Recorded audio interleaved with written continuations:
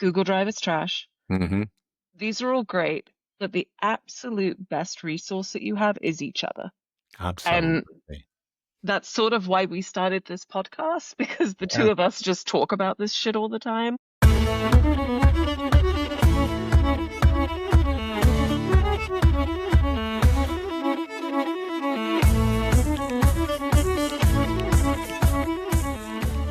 Hi, Bethany. Hi, Dad. Well, today we're going to be talking about various tools that we use in selling and health IT. But before we get stuck into that, welcome to our audience to Haverin About, a father-daughter podcast where we talk about healthcare, health IT, and the business of healthcare. So welcome. Hello. Yes, it is not to date us in any one particular time, but it is that time of year when I am using a multitude of tools to hide various packages that are arriving at my house from a very inquisitive 5-year-old. Yes, between the delivery tracking apps and the garage door opener app to Yeah. open it and then have somebody run outside really quick and shove the packages in the garage and then close them.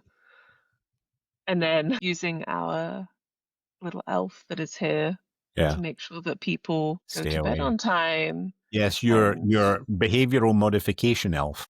exactly. It's just encouraging, just pushing in the right direction. That's Yeah. what any good sales manager does, right? You Yeah. just incentivize to the other side. Incentivize certain good behaviors and Exactly. disincentivize others. Yeah. But no, it is I've got to imagine, well, in some ways, I've got to imagine it's easier in some ways to keep some of that magic Yeah. alive at this time of year with the multitude of tools and apps and everything that is available to us. Yeah. But also to reiterate, there's nothing in the presents until Santa brings the magic on Absolutely. Christmas Eve.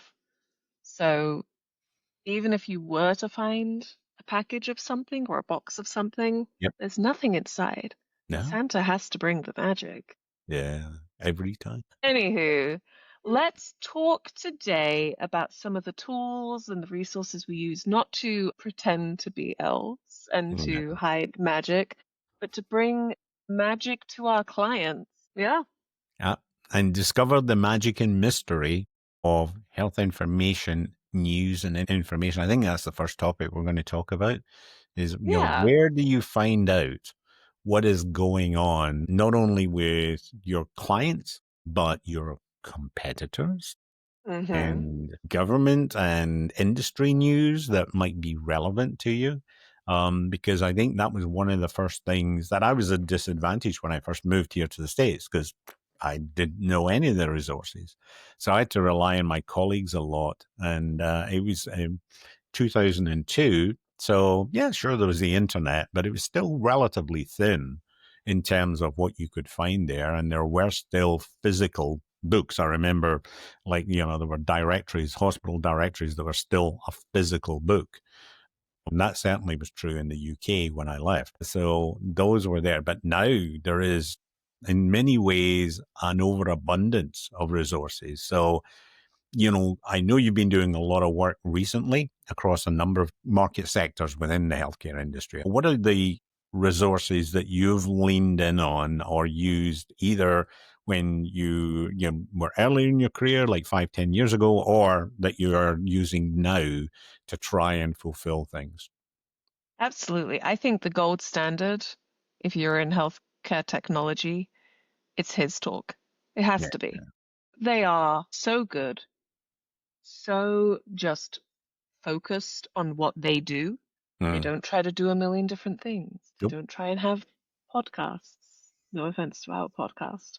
Yeah. But they really are just so focused. And you can go there every Monday, Wednesday, Friday and get what you need to get. And on Tuesday and Thursdays, you get different things. Yeah. And that has always, always been my number one advice to any interns that come in or anyone that is new to the industry who join the companies that I'm working for is you need to go and sign up.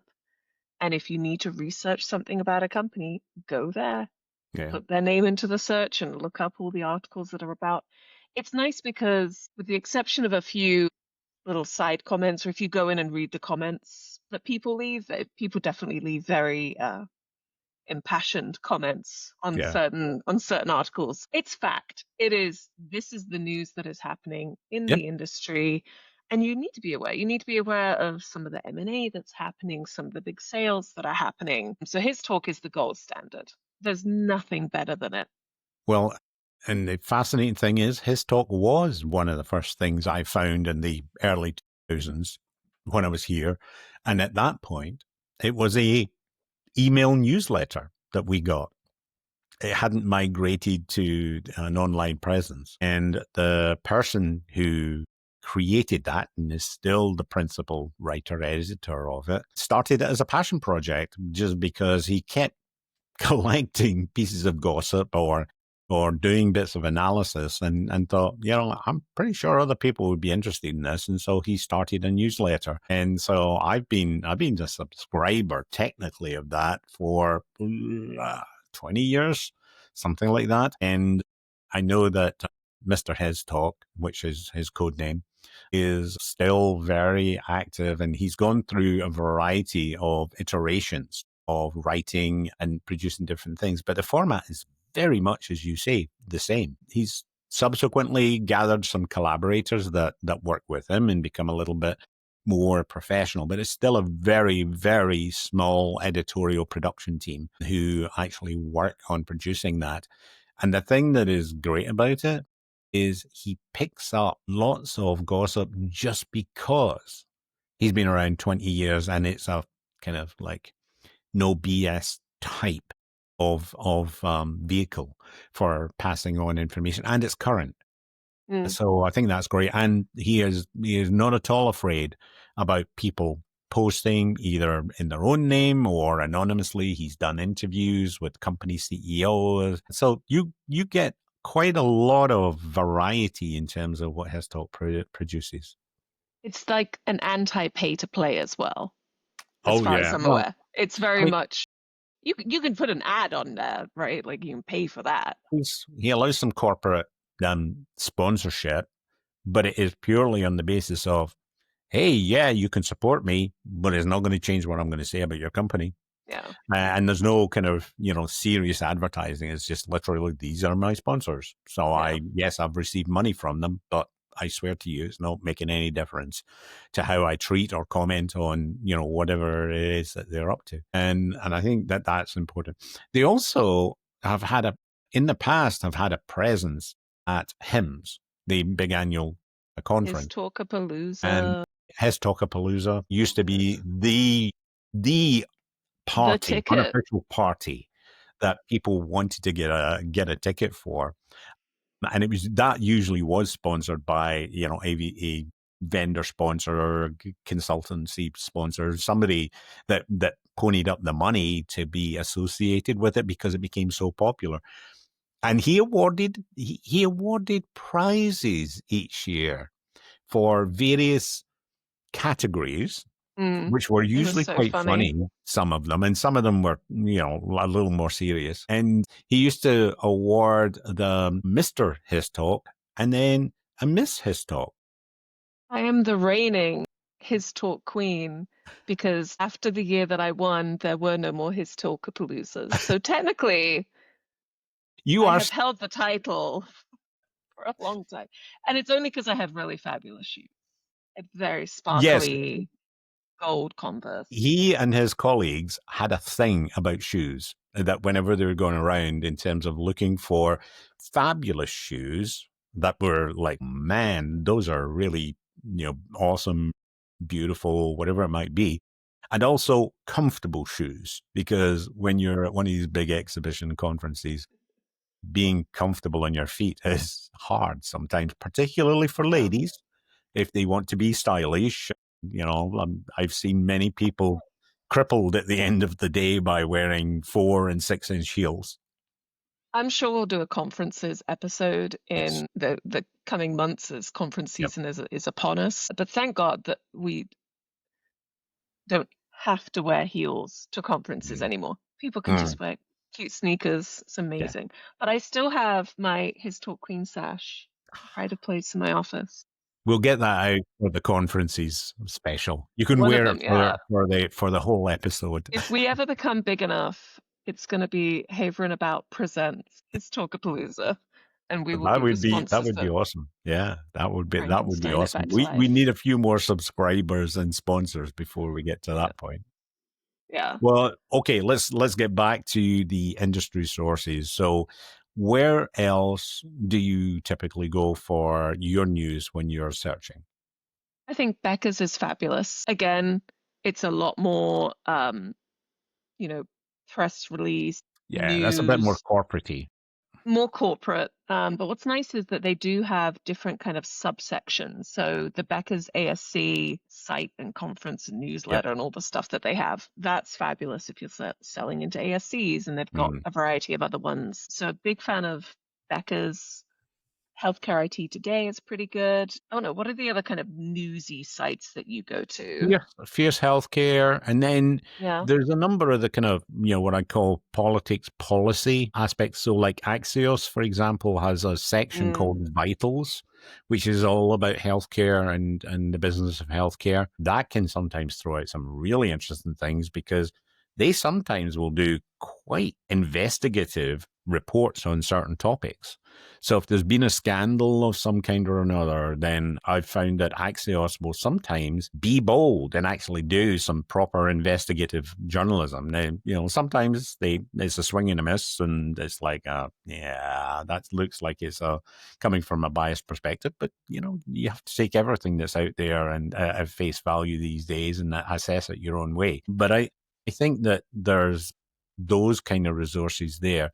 If you're in some of the other healthcare verticals, i.e., not the provider space, I know there are similar resources for the payers. I mean, payers tend to also look at Becker's and some of those news resources, but they've got things like there's a payer section of Modern Healthcare that captures a lot of information there. I think there's Health Affairs is out there.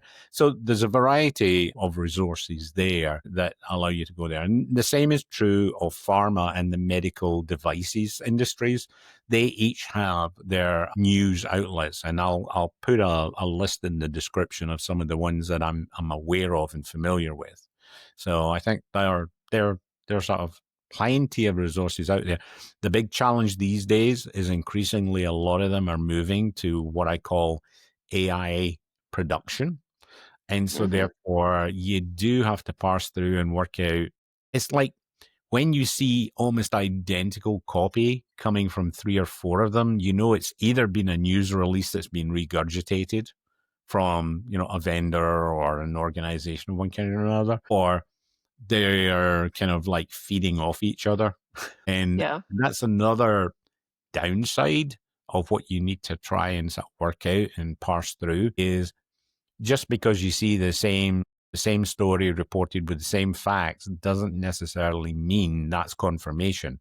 It just means there's an echo chamber being created. And that's Yes. not a political stance. That's just a fact of what's happening within the industry journalism in general, which again is one of the reasons I like His Talk. I mean, they don't Yeah. mess around. Their content, yes, they'll cover a press release and they'll say, hey, this is a press release and here, these are the Mm-hmm. facts. But any opinion they give or any of analytical content, it tends to be them as human beings who are Yeah. producing it. Now, with that said, though, it is exciting to read some people's opinion, because sometimes you will agree with just like with regular news, sometimes you Yeah. will agree with what someone has to say about what's happening in the health tech space. Yep. Sometimes you will not, and it's good to know both sides and make your opinions by yourself. Yep. One Substack that I love just because it's informative and insightful, even if I don't agree with the take 100% of the time. I Aside usually do. from the Haverin About Substack, Aside from the Haverin About written and Substack, published by your dear which is papa. so fabulous. Other than that one is Yep. Health API Guy, Brendan Keeler. Yes. Brendan Keeler is smart Super, guy. super intelligent. Just he knows a lot about the industry, and you can tell he's passionate about it. And Mm. that's what I love. I love when you can tell it's not just AI slop or someone being like, oh, this is a very, Epic is going to do blah de blah. Yeah. It's like, okay, why are we saying this right now? Yeah. Yeah, and Brendan has got quite a bit of insider insight because he's a former kind of relatively senior developer out of Epic. Not that that's his home anymore, and so One of the therefore Epic Illuminati. yeah, he's part of the yeah, Epic Illuminati. I There's like that. Epic Illuminati and Cerner Illuminati. Yes, yeah, And yeah. you and I are neither of them, but I know that they No, and exist. back in the day, there were Siemens Illuminati and McKesson Illuminati, and if you hang around long enough in the industry, you'll come to realize there are all these alumni groups that get created. Some of them illustrious and part of Illuminati, and some of them just poor Joes and Janes trying to make a buck. But proud of the work that they did in a period of time. Back to Substack, I mean, I follow a couple of others. I mean, obviously AI is very hot topic at the minute. There's a guy that I've mentioned before, Sergei Polyakov. He's very opinionated. He can get quite edgy about some of the stuff. I mean, I know that he did quite a critique of the various ambient and voice technologies that are available in healthcare. And so there's him. There's also more in a more broad sense from an application of AI and GPTs and LLMs. Maria Sukhareva, she's just such a fascinating writer. I really enjoy it. Industry-wide, Trey Rawls on Substack has got a great podcast. So mostly articles that he produces, and some of them are very long form and dense. I mentioned that in Andrew Sang's message the other day. Andrew Sang, another cool writer. So there's a variety of them there. Now, Medium is another place you can find good content. Tends to be harder to find healthcare technology related stuff. There's a lot of healthcare content there, but healthcare technology tends to be harder to find on Medium. So I think that it's a question of going there. And typically it's either informationally driven or opinion driven. Yeah. Well, and the other good place for opinions is LinkedIn, right? It is the business social media of choice, for better or worse. I'm going to throw my hot take out there. Love LinkedIn. Love the Microsoft owning company. 80% of the posts on LinkedIn are AI bullshit, and you can Yep. skip right through them. Yes. And I'm going to say 15% of that remaining 100% is stuff that someone's company's marketing person has said, everyone should do a post about blah, blah, Yeah. blah. Yep. And then there's a nice post. And if you're friends with a lot of people from the same company, it's like, oh, look, it looks like they have a new case study out because everyone's posting about it. And then there's 5% that is very interesting, and you have to dig for it a little. And I would actually say more interesting than some of the posts is if you go through to the comments, you will see people who are not posting on LinkedIn. They're not going up, and maybe they're reposting some of their company's stuff, but they are commenting on other people's. And sometimes it's fascinating. And I'll say as well, some of the bullshit AI posts where it's like, just comment sales guru if you want me to send you my 10-page ebook, whatever. Yes. Some of the people commenting on that, I'm like, you are quite a high up executive at your company. Why are you commenting? Or you have Why do you nothing to want that do with collateral? marketing. Why do you want that? Yeah. And so it's interesting sometimes just to see what people, sort of like Instagram, right? Like if you are of a millennial or below generation, there was very much a thing when you used to be able to see you used to be able to on Instagram see all the likes that someone had made on every photo ever. And so you could go, if you were interested in a young lady or a young man, you could go to their Instagram profile page and you could see all the photos that they liked. Yeah. And there was very much a thing of like, oh, why is that guy liking all those This whatever is photos? scandalous. I knew nothing about this. You didn't know that? Well, No. maybe maybe it's good that that page doesn't exist anymore. I don't know. But no, True. it But used to not be that that was even all, when. No, no. you But could then see everything. I've been out of the dating pool for 40 odd years now, so It's also interesting for your friends. You'd be like, why did they like that? That's weird. yeah. But that's the way of the world. And I'm sure there's probably an app or something, some sort of service where you could pay someone to troll and see Yeah. who's liking what or whatever.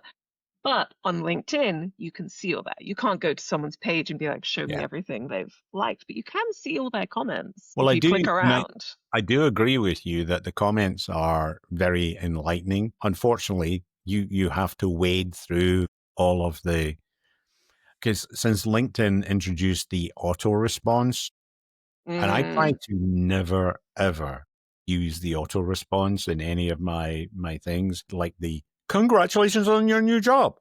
Congrats! Exclamation mark. Congrats! Yeah. Exclamation mark. Yeah. Congrats! Yeah. Exclamation mark. And you're like, I mean, either be genuine in your response, or hit a like. Don't do the fake. Well, because what it's saying to somebody is, oh, you took 0.25 of a second to click that, didn't you? Okay. So That's if etiquette. I know I'm being very, Maybe we very need to do an cynical about it. episode all about LinkedIn etiquette. Yeah.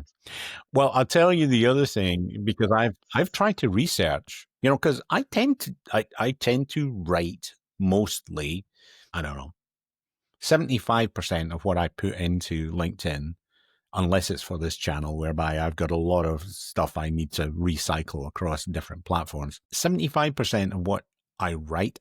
You sound like such a boomer right now. I know. Who writes? Bethany says, if you don't subscribe, I'm not allowed to make any more dad jokes. Which honestly might be a selling point.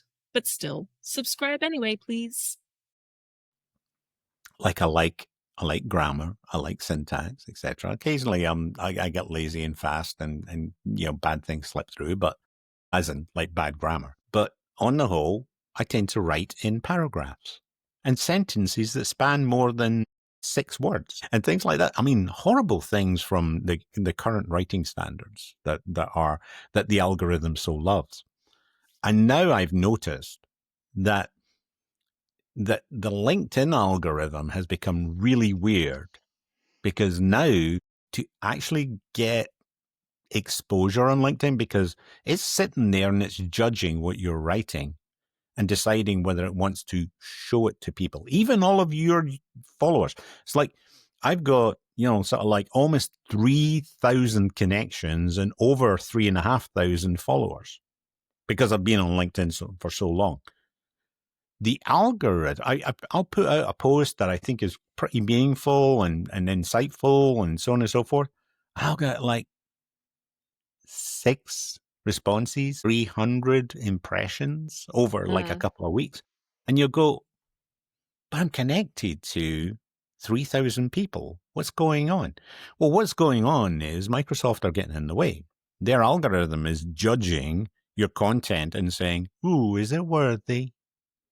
Yeah. And so therefore now there are people who are deciphering how that works. And there's a person that you and I both know and follow and have commented on their content, because actually some of her stuff is really good. But she's now got a formula. And the formula is everything breaks down.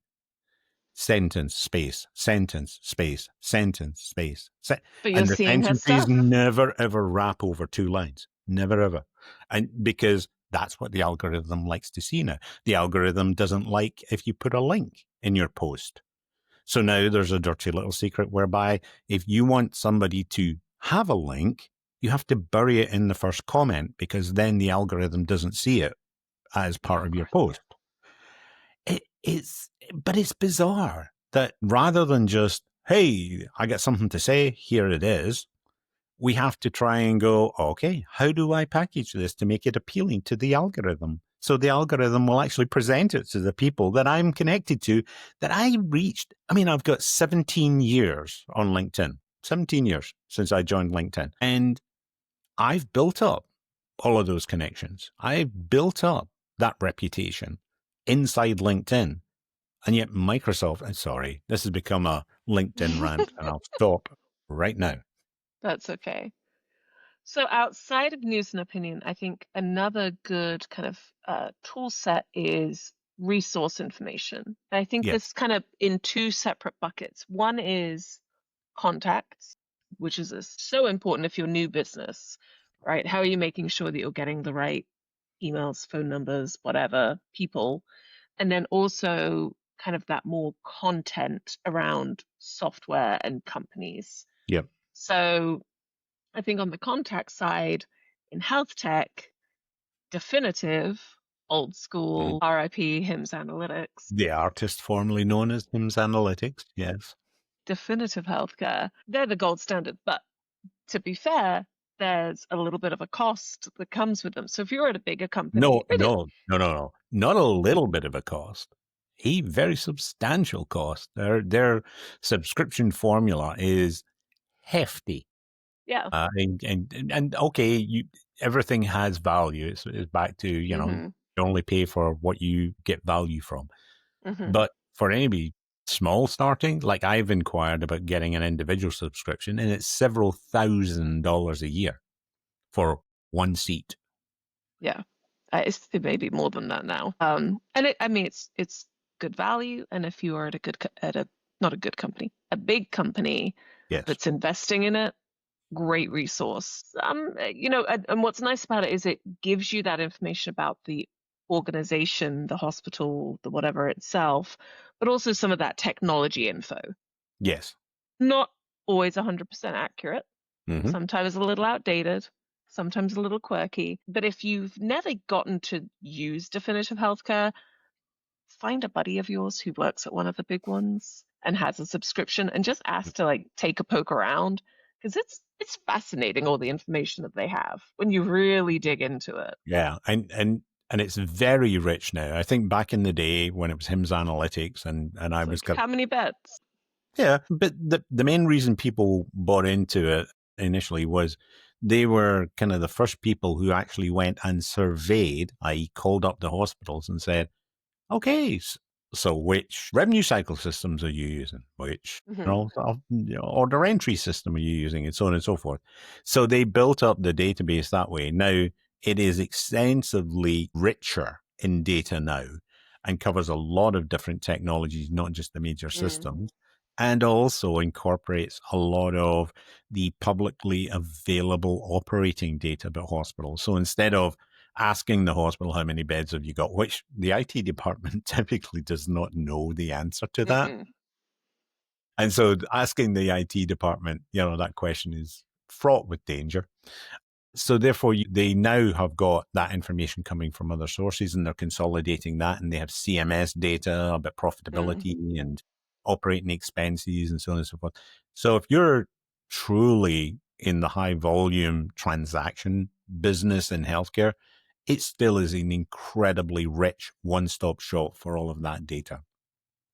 Absolutely. And I'll say, if you're looking for some of that CMSE, Medicare, Medicaid information, a lot of that is publicly available, right? Because it's government stuff.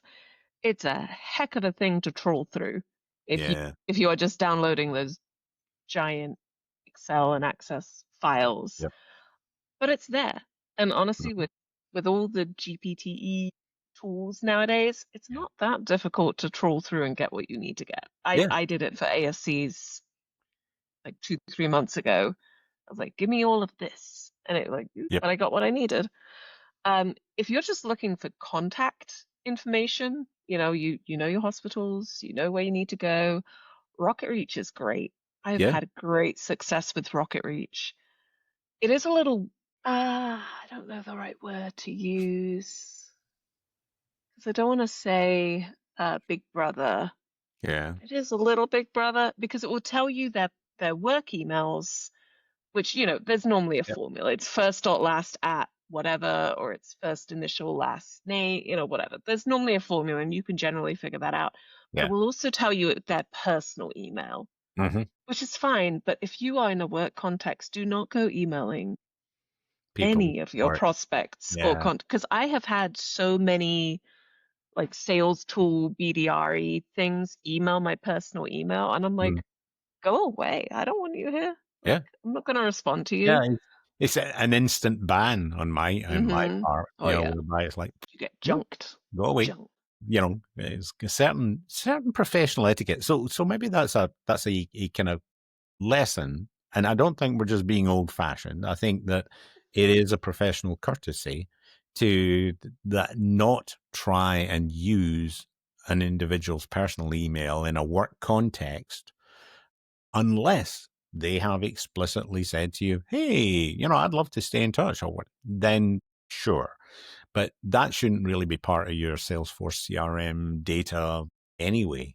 You should, yeah, go ahead. To go ahead and just throw in here, and maybe this is for a separate episode. Also, don't find them on Instagram. I've had 3 that I can think of off the top of my head from the last HIMSS conference season. Yep. Earlier this year. I had 3 different people try and friend me or send me messages on Instagram after meeting me at the conferences. And I'm like, that's weird. I think it's weird. And it's one thing to be like if you have established that. Yeah. I'm like, you just met me because I just came to your booth. Why are you sending me an Instagram friend? I am not going to buy your stuff. Well, what's your criteria for LinkedIn screening? People who request to connect with you. Because I'm fine with anybody following me. All right, that's fine. I don't think you can even control who follows you, right? You just get whoever. You can. Well, you can. You can turn it off. You can say, I don't want to be followed. And you can, I think there may even be some filter switches in there. But connections has become wild on LinkedIn as well. So, number one, we have all the AI slop that is like, populating like we discussed earlier on. But I think connections is another interesting one. I mean, I'm all for sales people because I now work for a health system organization. So now I look like an appealing target prospect to be able to like go and tap up. And my standard response is, if I haven't met you, if you haven't introduced yourself, if you are very clearly a spammy account that has been set up in the last week and has got the most delightful picture of a young lady on it, right? But the name is a male name. And I don't mean like, Alex for Alexandria or anything like that. I mean just like William. And there's this blonde there. And I know I shouldn't judge too much. But anyway, the answer is and block.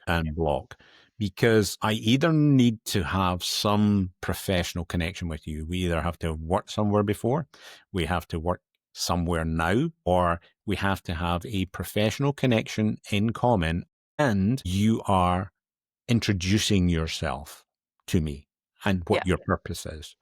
And then I'll happily talk with you. Like I have had some young BDRs reach out to me, right? Yep. And I've bought stuff from those BDRs for companies I've worked for, like sales tools. Yeah. And if they're polite and explain their purpose, I will say, hey, I'll give them a reply that says, I'd be delighted to help you, but I don't think I'm the right person. And then their automatic response is, well, could you direct me to one of your colleagues? And the answer then is no. I am not your sales prospecting tool. Right. So just understand that for any of our younger BDRs who are out there listening to this podcast, you've got to think that through in terms of what you're asking of people. Why, what is the incentive for a complete stranger like me, who's a senior professional person in an organization, to help you navigate my organization? I don't have an incentive. So therefore, what was that thing? Sort of something, a rejection will often offend or something. Anyway, I'll see if I can find the quote and I'll put it in the comments. But, I do think don't be offended when I block you out. And I get it. That's part of the game of just throwing effort at the wall, but try and be thoughtful about it. Absolutely.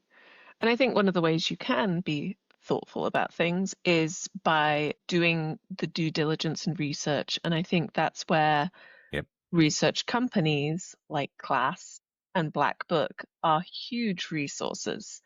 Again, if your company is big enough and you have a subscription to KLAS and Black Book, you need to be reading their reports on your whatever it is that you sell, whatever their category that you fit into. You need to be reading those reports in detail. Yeah. So because they're good.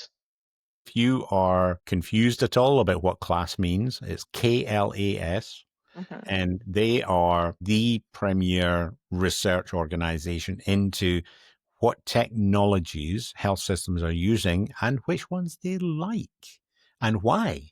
So there's an awful lot of information there that details how healthcare organizations view particular technologies, particular vendors, and what direction they're moving in. So it becomes a very, very good kind of like Yelp review. Anyway, I might be dating myself talking about Yelp review.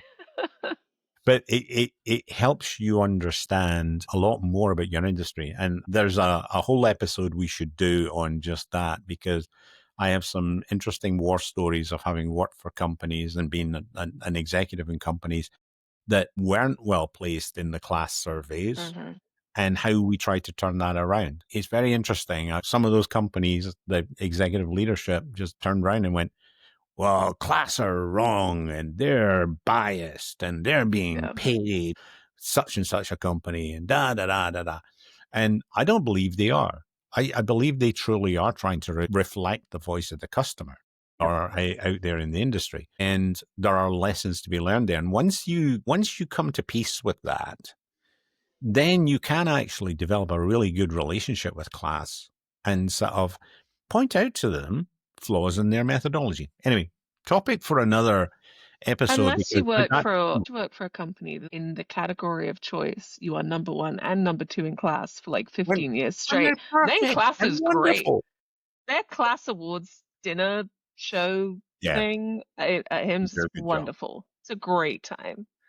But no, it's a great resource, especially if you have historically been selling, RCM or EHR or clinical documentation. If you've traditionally been in one specific category and maybe you're taking a new job in a different category, I would say even before you accept that job. But if you already accepted it, it's too late. You should at least research and figure out what you're going to be doing, what you're going to be selling. You should read the reports for their categories because it is very insightful. And it's like any award. There's pros and cons, there's nuances, but it gives a pretty good gist of how health systems and hospitals are feeling about this technology that we're having to sell. Well, let's move in towards the kind of close of this episode and talk. So we've talked about information tools and resources, whether it be news, research tools.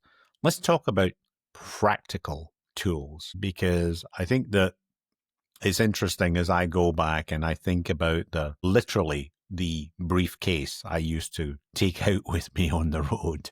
Obviously it's a nice chummy backpack now, but it literally used to be a briefcase that I would carry with a handle on there, and it had various so tools old school. in there. I know. I'm just old like that. Old. I need to see if I can find some photographs in the basement storage of me in kind of 1990s work attire, for us to take a good laugh at whilst you were off in elementary school. What are the kind of things that are most important to you when you are either meeting virtually or, shock horror, getting on the road? I think the number one, so you and I both worked for the same company for a period of time. We did. And there was the CEO of that company. We had our big user conference in Chicago, which further defines who this person is. But before I went into that meeting, one of the EAs ran up to me because I'm there 10 minutes early, like, oh my gosh, my client's got a meeting with the CEO. This is exciting. And she came running up and was like, what are you doing? And I was like, what do you mean? What am I doing?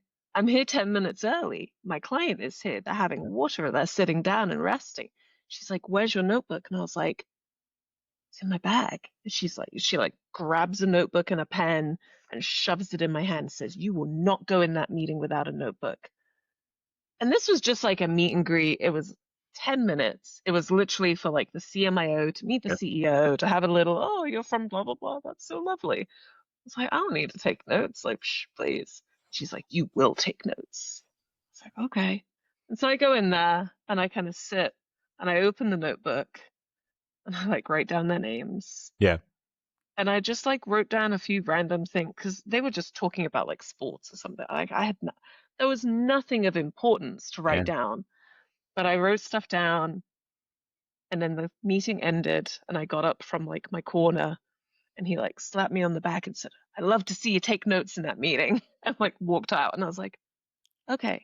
And then the EA was like, "I told you." Told you. And his whole thing, one of his things Yeah. was you should go into a meeting. If you're going into a meeting, you should have a piece of paper and a pen so you can take notes. And that is so basic, but it's so important because legitimately there have been a few meetings I've gone into where, you know, for whatever reason, like you leave the bag in the office and then you go to the conference room or, you know, you're moving around. And then inevitably there is always a time where you're like, oh, shoot, I do need to write something down. Yeah. And laptops are great. And I know Yeah. you've spoken about your little PLAUD AI microphone, Oh, I'm going to talk doohickey, about that whatever. again in a second. I'm not surprised. But sometimes just having a pen and paper is a very good thing. And I said it in one of our first episodes, having an index card and just jotting your stuff down. Yeah. Wonderful. Either as notes before you go in, so that you've got a reference, or exactly as you say, a blank one to scribble down a few things. At one point in the kind of early 2010s, I actually spent the money on an Aspinall, which is a London leather company, an Aspinall tiny little tablet like this that had a Tiffany pen. This shows you it was a really good quarter, and that I was able to go out and splurge on this thing. And it had little sheets of paper, smaller than a note card, that I used religiously for just scribbling down quick notes, or if I was doing numbers, you know, if we were having a discussion about pricing or something, I would use that. I would say that the one other adjunct to that, and it's harder, but it's a segue to what I want to talk about next, is I, as a sales manager, if I was going on a joint call with a sales rep, I would say, okay, there's two of us in this meeting. Only one of us is going to talk, and the other one is going to take notes. So let's agree. Is this customer going to want to talk to me as the senior person, so that because they want to get something off their chest, or they want to, you know, sort of beat us up on something, or whatever else it might be, in which case I'm going to be doing most of the talking. You're going to take notes. Vice versa. If we agree that I'm there just to bolster you, I will take notes. I'm quite happy taking notes and being the scribe, and then chipping in wherever there's a senior comment to be made. And that's one of the things whereby I think I was relatively unusual, because most sales managers go in and it's just like they take over. It's basically they either want to close the deal, or they want to, you know, assuage the customer, whatever else it might be. Typically, a lot of sales leaders travel single-handedly now. They don't get to go with their little posse, either because those posses don't exist or they're off busy doing other things. Same with an individual sales contributor. You're out there and it's very, very difficult to have a conversation and take notes. Old school. This is the PLAUD transcription device that I've been talking about in one of the other conference sessions. And I just recently got this. Now, I had been using Otter AI before on my iPhone, which wandering around with that. But this thing is so discreet and so unassuming that, assuming you get permission, it becomes the easiest thing possible to say, do you mind if I just take some notes, record some notes? And then it's a single long press. You put it on the table, and the quality of the recording is excellent. So it's been really well engineered. But more importantly, their back-end AI, I was showing Bethany an example of a meeting I was in recently. Their back-end AI is tuned to being able to take that transcription and analyze it in the context of, and understanding the context of it. I got some amazing insights and output from a meeting that I had. And it happened to be an online meeting. So I had my speakerphone there on my speaker device. It was a Logi dock that sits underneath my screen. And so therefore it was a Teams meeting. And even though there was a Teams recording going on and a summarization that popped out at the end of it, the PLAUD interpretation of that meeting was so much more insightful. So, I'm sold on these guys. And yes, there's the ethical part about you need to ask permission to be able to record meetings, and for people to say, I'd like you to turn that off now if they're about to share something, confidential or discreet or whatever else it might be. When you need a pen. That's when you need a pen. So always take this with your pad and pen. But no, I do think that this is something, and I know you came up with a brilliant idea for using this as a sales tool at conferences. You want to talk about that? Yeah, I was saying, could you not just use this as you're either walking around booths or as people are coming up to you in booths to capture? Because, if you're on booth duty, it's a long day. Yeah. And we'll definitely do a conference episode here soon. But they're long days and, you have your notebook, but you can only scribble so much down. Yeah. So I am interested come conference season to try it out and see, can it capture some of this information so that then if they're my lead, great, I can take it back and, listen to it again and or read the review or read the intent or whatever. But also if it's somebody else's lead, I'm not just saying, well, Stuart came to the booth, he's from Mayo and he wants to know about blah de blah. Yeah. When really the conversation was about this or that or the other or our AI tool or this tool or the coding tool or, whatever the thing may be. It'll be interesting to see. I will say with all of these generated notes and transcriptions and to-dos and everything, there is still an element of self-organization that you need. And if you don't have a well-organized Outlook or whatever your email of choice is, if you don't have a well-organized OneNote or your note-taking platform of choice, you're still going to suffer. Because if you are in sales, unless you are a strategic account exec with one client, which is very, very rare nowadays, right? Because it's really only the big ones that can afford to do that with the staff that they have today. You have at least half a dozen clients, if not 200, 300, lots and lots. And so I think it's so important if you have not taken the time to figure out a organizational structure that works for you. For me, I'm a OneNote girl. I have a OneNote for every single one of my clients, and I have different sections in there. And I've rinsed and repeated this at so many different companies now. But I know when my shit is. I know that if I need to see all of the QBR decks from a certain client, I know exactly where to go. And guess what? Well, I still have them for all my old companies as well. So if one of those comes back around, you're good.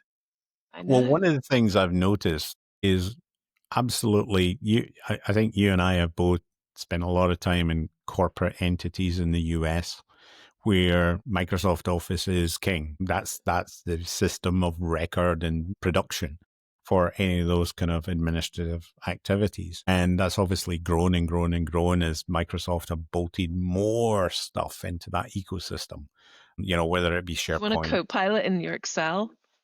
Gosh. Here you go. How about a Copilot on your OneNote? How about a Copilot here? Would you like? Yes. Well, Copilot. No, let's not do that, because unless we're going to advertise my 20 years experience is greater than your Copilot, you can buy that T-shirt on the Haverin About store. I think that Look, what I was Copilot about helps to say, pay my house's bills. I'm not going to shit on Copilot. Copilot is great. Everyone should get Copilot. No. ChatGPT for the win. Oh, sorry, no, I'm a Grok person. No, what I was about to say is I have noticed so many people from an organizational perspective moving to Notion. Notion has become this subversive thing. And I think it was very much on the kind of creative and sort of engineering developer world. And very much out of Europe, there seems to be kind of a lot of adoption of Notion. Partly, I think, because Microsoft Office platform enterprise level is very expensive for a lot of companies, but also because it is like Lego bricks. You literally, the concept of Notion is that. So I think that as you move between different companies, it'll be interesting to see that sometimes the tools, the core tools that you're used to for production aren't the tools that you'll be using going forward. And I think AI is going to change and drive a lot of that, because Notion are very, very flexible with our dear friends at Microsoft. You're buying into the monolith, quite literally the monolith. Whereas I think Notion are trying to be much more expansive and much more freewheeling in terms of, what you can do, not only in the way the software works, but also how they're dealing with integration. Can I throw in a hot take here at the end? Sorry. Go on. Give me your hot take. Google Drive, it's trash. Trash. It's so bad. It's so clunky. Yeah. Maybe I've only worked for companies and or worked with organizations that use it really crappy and it's secretly magical, but it's trash. Yeah. That's my hot take. I've never been. Thank you very much. I've never been a big fan of the G Office suite. I know that we have Gmail because free email is free email for a variety of reasons. And RIP Hotmail. I mean, it still RIP, exists. yes. God, my Hotmail account became an MSN account. Became a Live or something. Yeah. Anyway, the long story short on all of that is there are a lot of tools out there that are available. I haven't mentioned, for example, yet, but I'll probably end up maybe I'll do a Stuart's Havers about mind mapping and about my favorite mind map tool, which is AYOA, AYOA. It is amazing. I know the people that are in Wales, that are a small company. I've been associated with them for about 15 years. I've worked with them, as in consulted with them. I've studied with them, and it's just a great little tool set. And Chris Griffiths, their CEO, has just announced that they are introducing a new mind mapping product, because EO is also a productivity task product as well as mind mapping, but he's introducing something new to replace, and this will be something that you'll recognize, iMindMap. So iMindMap isn't coming back, but a successor to is, in terms of a pure visual mapping and visual thinking tool set. So I'm very excited and hoping I get early access to that. And the reason I bring that up is I'm a huge fan of visual thinking, whether it is a whiteboard and 4-colored dry markers or flip charts or anything like that. Get up and actually create something physically yourself, right? It is so empowering to your brain to do that. So, and particularly think about using visual representations, whether that's charts, it lights up your brain in different ways. And I love nothing more than standing in front of a 10, 15-foot whiteboard with those pens to just dump stuff out of my head and see it all in one place. Yeah. And I think that that's a vastly underrated tool, particularly whether you are doing account brainstorming with a team, whether you're doing a strategic account review, journey, a deal review, you're doing territory planning, whatever it might be. The virtual whiteboards on are nothing. Plus, everybody get in the same damn room. Try. I know we're all spread across the country. I know, but it is hugely empowering, I think, and incredibly good for team interoperability, human interoperability, to actually get in the same physical space and work on a problem. So visual kind of dumping of your information is sort of your warm, fuzzy call to action. And mine is tied into your last point. The best research, his talk is great, Becker's is great, Definitive is great, KLAS and Black Book are great, OneNote's great, Google Drive is trash. These are all great, but the absolute best resource that you have is each other. Absolutely. That's sort of why we started this podcast, because the two of us just talk about this shit all the time. And that's great. And it's nice to be able to just verbalize what you're thinking about things sometimes, whether it's something that's happening in the industry, like a weird government thing, or Epic doing a weird thing, or someone's announcing a weird merger, or whether it's just a problem you're trying to work on, whether it's where you're taking your next career move, an issue that you're having with a boss that's being creepy, whatever the thing may be that you need to figure out. Yeah. Get your little trusted peer group. And I love that I have probably a dozen people that I could call right now and they would pick up and I could ask them anything. And some of them are former bosses. Yeah. Some of them are former kind of mentees, people that I have mentored and I've managed and led and kind of watched grow up. Some of them are clients that I just worked so closely with that I know that if I have a question about how a hospital might deal with something, I could reach out to them. So all the tools in the world, at the end of the day, as Dad said earlier, sales is a contact sport. You've got to be talking to people. You've got to be seeing people, whether that's virtually, which is wonderful, whether that's in person at conferences or in their hospitals or in their buildings, connecting with people and and doing a mix of talking and listening. Yeah. You got to do both. It's got to be a two-way street. And I think, just like I was espousing earlier on, developing that human connection that allows somebody to have trust in you when it's a customer is so important. It's equally important with that network. They've got to sort of have a degree of trust in you and a faith in you and broadly like you. So therefore, try and maintain and develop those relationships. By maintain, I mean, call them for no reason. Call them because you're on a drive and you're like, hey, want to catch up? Now, sometimes you may not, get them on the first go or whatever, but just reaching out to them and leaving them a voicemail will often get them, they will respond, or they'll come back, or they'll send you a text and say, oh, sorry, I missed you, but, let's try on such and such. So I think that it's really important to put the effort into maintaining those relationships, even if it's not you asking for something, or looking for something. Sometimes it's just keeping that connection open. Yeah. My Christmas cards should be arriving today with a cute photo of PJ, and they're very pretty. I'm excited to see them. Yeah. I love that when I was going through the addresses of people to send them to, there's tons of former clients and colleagues that are on the list. Yeah. And I love that. I mean, maybe they hate getting them, but I usually get them from them as well. So it's a two-way street, right? But I think that goes back to the very beginning of this conversation. All the tools and the apps and the everything can help to make our lives easier. It can help to make our jobs more enjoyable and more effective, so you can sell more and make more money, right? We're a health tech sales podcast. We're all about closing those deals. Yep.